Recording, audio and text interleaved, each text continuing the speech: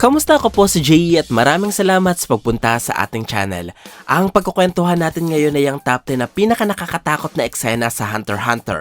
Kapag sinabi ko nakakatakot, ito yung mga eksenang nagbigay ng kaba at nagpalakas ng tibok sa mga puso natin habang binabasa sa manga o pinapanood sa anime. Ang iba sa mga eksenang napasok sa ating top 10 ay tiyak na nagdulot ng trauma sa maraming batang 90s, lalo na ang sinanasa ikalawang pwesto ng ating listahan sapagkat ang eksenang ito ang rason kaya ako nilagnatong elementary at hindi ako nakapasok ng isang linggo. Mas maganda kung tatapusin nyo ang video mula sa top 10 hanggang sa ika-top 1 na pinaka nakakatakot na eksena sa Hunter x Hunter. Ang sina nakakuha ng ika-10 pwesto sa ating listahan ay ang pagpaslang ng Phantom Troop sa mga miyembro ng Mafia. Makikita ang tagpong ito sa chapter 73 ng manga at sa episode 43 ng anime na may pamagat na A Shocking Tragedy. Isang titulong labis na bumagay sa pagkagulat natin sa mga nangyari. Nagulat tayo sa eksenang ito dahil ito ang kauna-unahang tagpo ng serye kung saan makikita natin ang walang awang pagpaslang ng isang NEN-user sa daan-daang tao sa loob ng maikling sandali. Hindi nagpigil ang istorya na ipakita ang malupit na sinapit ng mga tao sa auction. Kasama dito ang mga sugat, dugo at bangkay. Kabilang din sa kanila ang mga karakter na ilang episodes nating sinundan, kagaya nila Baise at Toshino na namatay lamang ng walang laban.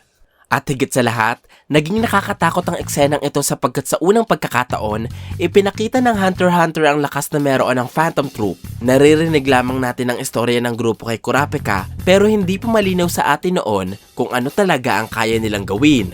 Hanggang sa ipakita sa atin ng kwento ang eksenang ito kung saan natin nasaksihan ang kakayahan ng Phaeton na pumugot ng ulo sa isang iglap. Ang vacuum cleaner na Shizuku na si Blinky na may malaking bibig, matalas na ngipin at kapangyarihang humigop ng sangkaterbang bagay. At ang double machine gun na meron si Franklin sa kanyang kamay na kayang pulbusin ng maraming tao ng sabay-sabay. Kaya, maiintindihan ko kung bibigyan ng MTRCB ang episode na ito ng rated SPG dahil sa karahasan at horror, sapagkat lubang nakakapangilabot talaga ang eksenang ito. Number 9. Ang pagtakas nila Kacho at Fugetsu, Chapter 383. Hindi pa naisasalin sa anime ang kabanatang ito, pero masasabi kong isa ito sa pinakamagandang parte ng Succession Contest at isa sa pinaka nakakatakot na eksena ng buong Hunter x Hunter. Ang rason nito ay dahil sa mga karakter na bumubuo sa kabanata, kabilang sila Melody, Kini, Kacho at Fugetsu. Para sa mga di nakakaalam, ang bagong arc ng Hunter x Hunter ay tinatawag na Succession Contest. Ito ang arc na umiikot sa 14 na prinsipe ng bansang Kakin na kinakailangang magpatayan hanggang sa may matirang isa na magmamana ng trono ng kaharian. Kabilang sa mga prinsipe at prinsesang ito ay ang kambal na sila Kacho at Fugetsu na nagplanong tumakas sa kompetisyon dahil ang tanging gusto lamang nila ay maging magkasama habang buhay. Sa tulong ng mga gwardiya ng kambal na sila Melody at Kini, nagawa nila Kacho at Fugetsu na makasakay sa emergency boat ng barko palabas sa Black Whale. Subalit laking gulat nila nang may sumulpot na sangkaterbang kamay sa loob ng emergency boat. Kaya nagdesisyon si Fugetsu na gamitin ang abilidad ng kanyang Guardian Spirit Beast na maglabas ng mahiwagang pintuan pabalik sa kanilang silid.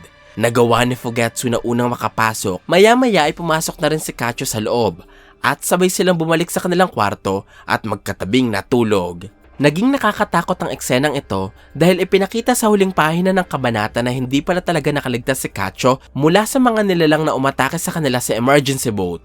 Namatay ito sa sasakyan at naiwan ang bangkay ng bata sa loob habang nagpapalutang-lutang sa gitna ng madilim na karagatan. Dahil sa eksenang ito, matatanong natin kung sino nga ba o ano nga ba ang nilalang nakatabi ni Fugetsu habang natutulog. Bagamat ipinaliwanag ng kabanata na ito ang Guardian Spirit Beast ni Kacho na ginaya ang kanyang anyo para samahan si Fugetsu habang buhay, nakakatakot pa ring isipin na hindi alam ng bata na namatay na ang kanyang kapatid at ibang nilalang na ang kanyang kasama sa pagtulog. Number 8. Ang kapangyarihan nila Aloka at Naneka, Episode 138. Sa parting ito ng Hunter x Hunter, ipinakilala ang isa sa mga kapatid ni Killua na si Aloka, ang Zoldyck na nagkakanlong sa isang nilalang na may pangalang Naneka.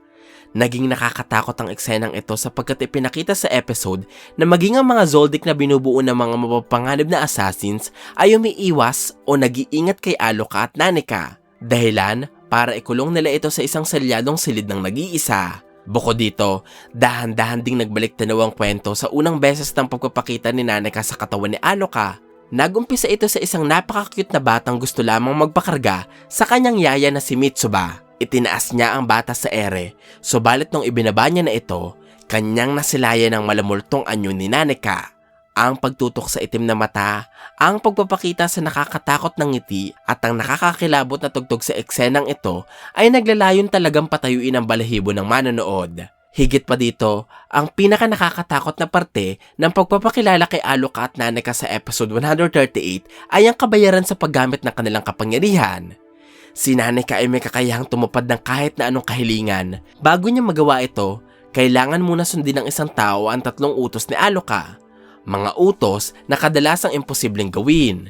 Kapag nabigo ang taong ito na ibigay ang hinihingi ni Aloka ng 4 na beses, mamamatay siya kasama ang kanyang mga kapamilya, kakilala o kahit na sinong konektado sa kanya. Nakadepende ang dami ng taong masasawi sa bigat ng huling kahilingan na tinupad ni Naneka. Ipinakita ng episode 138 ang karimari-marim na sinapit ng biktima ng kapangyarihang ito. Noong tumanggi si Mitsuba na sundin ang utos ni Aloka ng 4 na beses, malinaw nating nasilayan kung paano nayupi na parang lata ang kanyang katawan. Ganoon din ang nangyari sa isa sa mga kapwa niya tagapagsilbi sa mansyon at siguradong sa isa pang yaya ni Aloka na si Kasuga. Tingnan nyo na lamang ang mukha ng kaawa-awang tagapagsilbi noong hinihingi na ng kanyang alaga ang kanyang atay, gulugod at utak, at pakinggan nyo ang kanyang huling sigaw bago siya paslangin ni Aloka at Naneka, kasama ang hindi bababa sa 67 tao.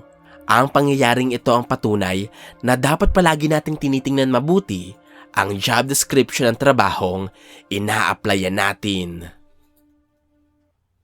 Number 7. Ang pagpaslang ni Hisoka sa 2 gagamba. Chapter 357. Ang eksenang ito ang isa sa mga hindi malilimutang kabanata ng manga, sapagkat dito natin nakumpirma ang kamatayan ni Hisoka mula sa laban nila ni Chrollo. Nadurog ang kanang binti nito, naputol ang mga daliri sa kamay at nasunog ng matindi ang pagmumukha. Bilang pagsunod sa kanilang kasunduan, inayos ni Machi ang katawan ni Hisoka sa pamamagitan ng pagtahi ng sugat nito sa leeg. Ang aksyong ito ang nagudyat sa paggana ng Nen after death ni Hisoka na tumulong sa Hunter para muling mabuhay. Tumindi ang tensyon sa kabanatang ito sapagkat matapos mabuhay, ginamit ni Hisoka ang bungee gum upang igapos si Machi at sinabi dito na papaslangin niya ang bawat miyembro ng Phantom Troop sa oras na makita niya ang mga ito. Luba itong nakakatakot sapagkat alam ni Machi na hinihintay siya sa labas ng 2 pang miyembro ng Phantom Troop na sila Cortopi at Shalnark. At alam ng mga nagbabasa ng manga na ang 2 spider na ito ay walang kakayahang lumaban kay Hisoka dahil ipinahiram nila ang kanilang mga nen ability sa kanilang pinuno na si Chrollo. Ang kamalasang ito ay nagdulot para mapaslang ni Hisoka ng walang hirap si Cortopi sa loob ng banyo. At noong tatawagin na siya ng naghihintay na si Shalnark, laking gulat ng spider na makita na ang bangkay kanina na si Hisoka ay naglalakad palabas sa banyo bitbit ang isang pamilyar na bagay. Ibinato ni Hisoka kay Shalnark ang dala-dala at noong kinumpirma ng spider kung ano ito, nakita niya ang duguan at napugot na ulo ng kanyang kaibigan.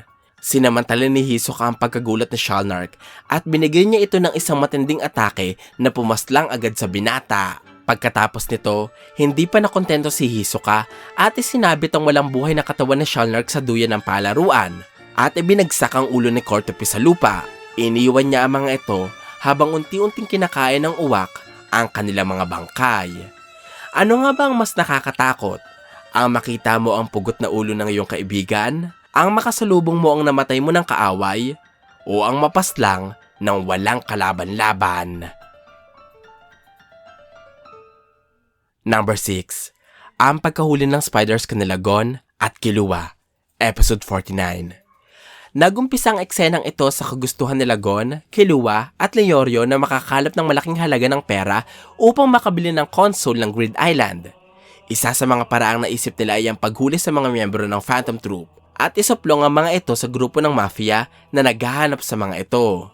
Nagkataong tinutugis naman nila Machi at Nobunaga ang isang taong gumagamit ng kadena o tinatawag nilang chain user. Kaya, kahit pinaghahanap sila ng mafia, lantaran silang pumunta sa mga pampublikong lugar upang bitagin ang chain user. Ito ang naging dahilan kaya nagawa silang matunton at masundan nila Gon at Killua. Naging maingat ang dalawa nating bida sa pagbuntot sa kanilang target, kaya hindi sila magawang matunton ng dalawang spider.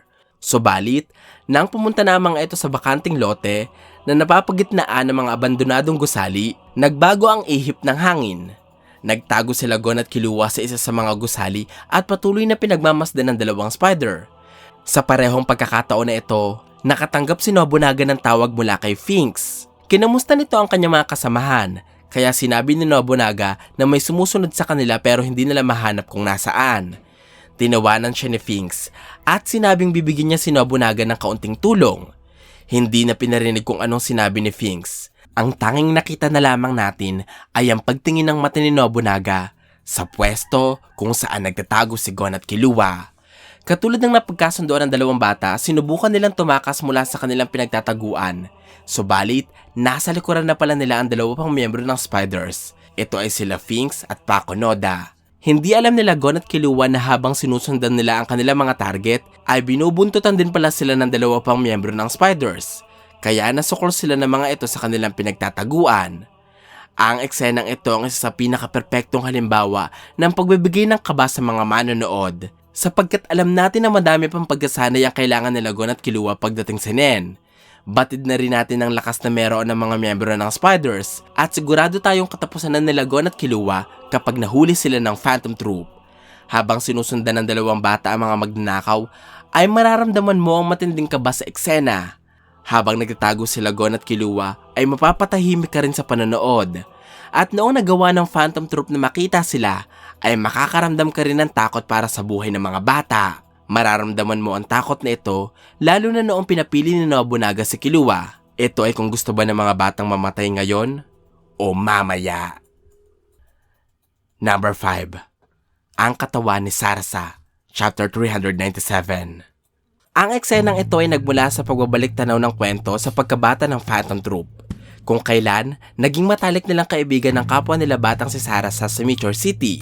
Nahilig sila Chrollo, Sarasa at ang iba pang bata sa pangongolekta ng videotape na naglalaman ng palabas na may titulong Power Cleaners na makikita sa mga basurang itinatambak sa Meteor City. Hinahanap nila Chrollo ang mga kopya ng palabas na ito sa basurahan. Pagkatapos ay sinasali niya ang lingwaheng nasa video at gumagawa siya ng script na binabasa nila para idab ang mga dialogo ng palabas. Kapag handa na ang lahat, ipinapapanood ito ng Phantom Troop sa maraming bata na nakatira sa Meteor City. Bagay na nagbibigay saya sa lahat.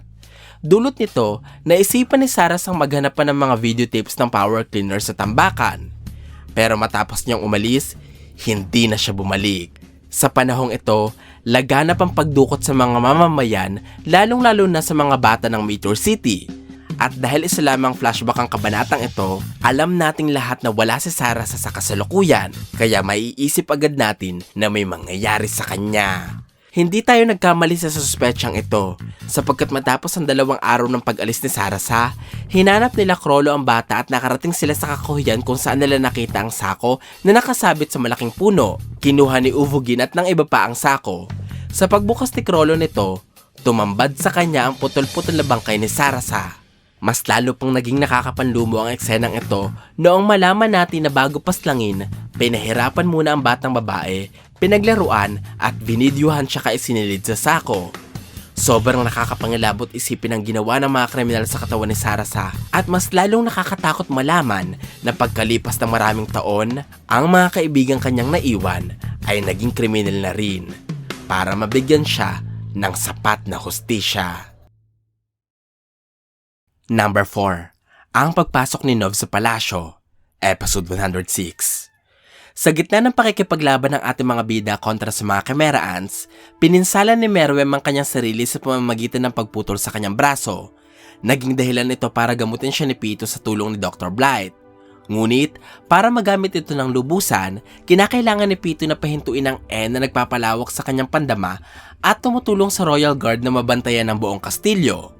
Ginamit ni Nova ang pagkakataon na ito upang makapuslit sa kuta ng mga Chimera Ants para makapaglagay ng mga portal na magagamit nila bilang lagusan papasok sa kastilyo sa araw ng kanilang pagsugod.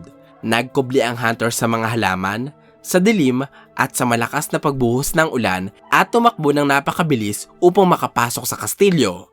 Habang nasa loob, nakita ni Nov ang libu-libong cocoons na naglalaman ng mga Chimera Ant hybrids. Nakasalubong niya rin ang isa sa mga sundalong Chimera Ants kaya mabilis niyang pinaslang ito. At noong paakyat na siya sa second floor, nakita ni Nov ang nakakapangilabot na aura ni Poof. Kaya wala siyang pinagpilian kung hindi maglagay ng portal sa ibaba ng hagdan imbis na sa taas. Tumakbo si Nov palabas at kahit nakahinga siya ng maluwag dahil sa bahagyang pagtatagumpay ng kanyang misyon, mapapagtanto natin na sobrang nakakatakot ang kanyang ginawa. Sapagkat, paano kung ibinalik ni Pitu ang kanyang N habang nasa loob si Nov? Paano kung makita siya nila Yuppie o Poof? At paano kung makasalubong niya ang iba pang malalakas na Chimera Ants? Lahat ng ito ay magreresulta ng pagkabigo niya sa misyon at ang malala ay ang kanyang pagkahuli. Siguradong pipira-pirasuhin siya, bubuksan ang kanyang utak at pupuwersahin ng mga Chimera Ants na magbigay ng sensitibong impormasyon ukol sa kanilang misyon. Sa madaling salita, kung nahuli si Nov, siguradong ubos ang lahat ng Chimera Ant Extermination Team sa oras na umatake sila sa kastilyo at maaaring mapaghandaan pa nila Meruem ang kung anumang pinaplano nila Netero. Ang matinding takot na meron sa napakahalagang misyon ni Nov ay labis na mararamdaman sa kanyang panginginig, sa kanyang pag-iyak, at sa animoy pagkawala niya sa sarili habang nakasalampak sa lupa. Number 3. Ang pagkamatay ni Pokel, Episode 84. Sa episode na ito ng Chimera Ant Arc, nalaman natin kung gaano nga ba kapanganib ang mga Chimera Ants. Sapagkat, sa yugtong ito, ipinanganak ang isa sa pinakamalakas na karakter sa istorya. Siya ang isa sa mga Royal Guard na si Neferpitu. Sa kanyang pagsilang, kapansin-pansin na agad ang nanlilisik niyang mga mata, ang napakaitim niyang aura at ang nakakatakot niyang presensya. Nagdulot ito para matakot sa kanya ang maangas na si Ramot at ang hunter na si Pokel, na nooy nagtatago sa ilalim ng mga buto ng tao. Tinawag ni Pokel na imposible ang aura ni Pitu at labis siyang nababahala dito. Samantalang si Ramot naman ay sinabing ibang level ng kapangyarihan ang tinataglay ng Royal Guard, kaya ang pangarap ni Ramot na maging hari ng mga langgam ay imposible, sapagkat ang kakayahan niya ay nababagay lamang para maging tagapagsilbi. Matapos ipakita ni Pitu ang agwat na kakayahan niya kumpara kay Ramot, pinasunod niya ito para makapag-usap sila sa labas. Pero bago ito, nagtanong muna ang Royal Guard kay Ramot, at ang tanong ni Pitu ay kung bakit mayroong buhay na tao sa ilalim ng mga tambak ng buto. Nanlaki ang mga mata ni Pokel, kumabog ng malakas ang kanyang dibdib at napapikit na lamang siya sa pinagtataguan dahil alam niyang ito na ang kanyang katapusan. Mali si Pokel dito, sapagkat hindi agad siya pinatay ng mga Chimera Ants. Pinanatili siyang buhay ni Pitu upang iparanas sa kanya ang isa sa pinakamasaklap na kapalaran na pwedeng maranasan ng isang karakter sa kwento. Tinapyas nila Pitu ang ulo ni Pokel, binuksan ang bungo nito at kinalikot ang utak upang alamin mula sa hunter ang sikreto ng Nen. Ginawa lahat ito ni Pitu habang gising at nakamulat si Pokel. Number 2. Ang pag-agaw ni Gon sa badge ni Hisoka, Episode 16. Nangyari ang eksenang ito dahil sa ika-4 na pagsusulit ng Hunter exam. Kinakailangan ni Gon na nakawin ang badge ni Hisoka upang makapasa sa pagsusulit, kaya naisip niyang abangan si Hisoka na makahanap ng target at samantalahin ang pagkakataon para mabingwit ang badge nito. Nagkaroon ng mga unang chances si Gon upang agawin ang badge ng kanyang target. Una ay noong hinamon ng sugatang si Gon si Hisoka, at pangalawa ay noong kinompronta ng payaso sila Kurapika at Leorio. Ang problema, hindi magawa ni Gon ang pinaplano dahil sa sobrang takot. Noong nakaramdam si Hisoka ng matinding pagkauhaw sa dugo, naganap muli siya ng bagong target at nakita niya si Agon. Hindi pinalagpas ni Gon ang pagkakataon, kaya noong kinalaban ni Hisoka ang kapwa examinee, mabilis na winasiwas ng bata ang kanyang pamingwit at matagumpay na nanakaw ang badge ni Hisoka. Naging sobrang nakakatakot ng eksenang ito sapagkat alam ng lahat ng manonood kung gaano kahayok si Hisoka sa pagpaslang. Walang kahit na sino ang gustong humarang sa kanyang daraanan o lumaban sa kanya ng harap-harapan. Maliban dito, maayos na naipakita ng anime ang pagtulo ng pawis ni Gon dahil sa tensyon. Maririnig natin ang tibok ng kanyang puso dahil sa kaba at mararamdaman natin ang matindi niyang takot sa pagsunod kay Hisoka. Sa eksena kung kailan iwawasiwas ni Gon ang kanyang pamingwit, nakatitiyak ako na madaming nagdasal para sa kanya at napatalon sa tuwa noong nagtagumpay ang ating bida. Dulot nito, maiintindihan ko rin kung bakit madaming nagulat noong biglang bumagsak si Gon habang tumatakas. Sapagkat, ang isa pang nakakatakot sa eksenang ito ay ang realidad na habang sinusundan ni Gon si Hisoka, pinapanood din siya ni Greta. Ang blowgun expert na matyagang pinagmamasdan si Gon simula noong umapak ang bata sa isla. Nagawa ni Greta na matamaan ang ating bida ng nakakaparilis ang bala. Naging dahilan para hindi siya makagalaw at manakaw ang 2 badge na meron siya. Nawala ng malay si Gon, pero sa muling pagdilat niya, nakita niya ang bangkay ni Greta, ang 2 badge na naagaw sa kanya at ang nakatayong si Hisoka, ang taong ninakawan niya kanina.